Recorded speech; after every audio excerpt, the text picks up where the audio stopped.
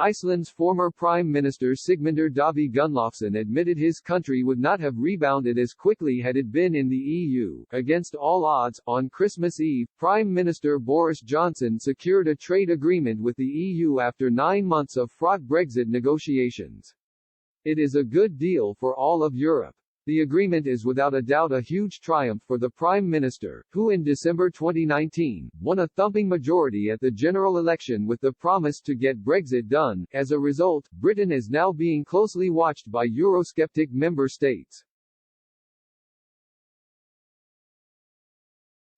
According to German MEP Gunnar Beck, if Brexit proves to be a success, other countries might follow suit. He told Express.co.uk, "We will see over the next few years how Britain does outside the EU, but I am optimistic. The early implications for the COVID-19 crisis and how the vaccination program is being managed in the UK are positive.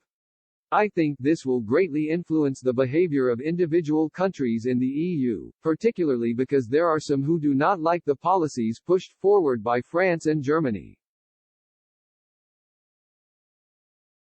There is another European country who seems to have done exceptionally well outside the bloc, though.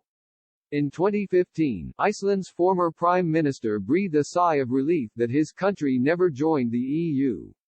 Sigmundur Davíð Gunnlaugsson said, "I am pretty sure our recovery couldn't have happened if we had been part of the EU."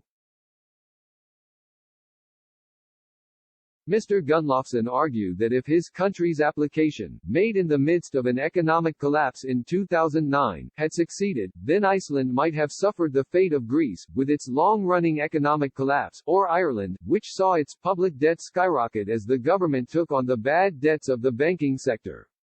He added, "We might have even gone the other way and become a bankrupt country.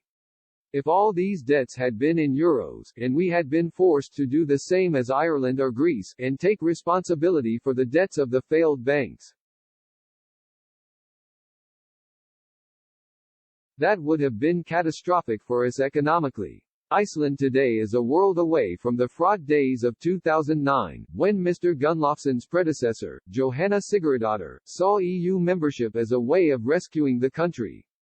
Yet the country's EU application subsequently foundered. Reluctance in both Brussels and Reykjavik to broach the awkward subject of fishing quotas slowed negotiations, while at home popular feeling changed as the North Atlantic island slowly dug its way out of trouble.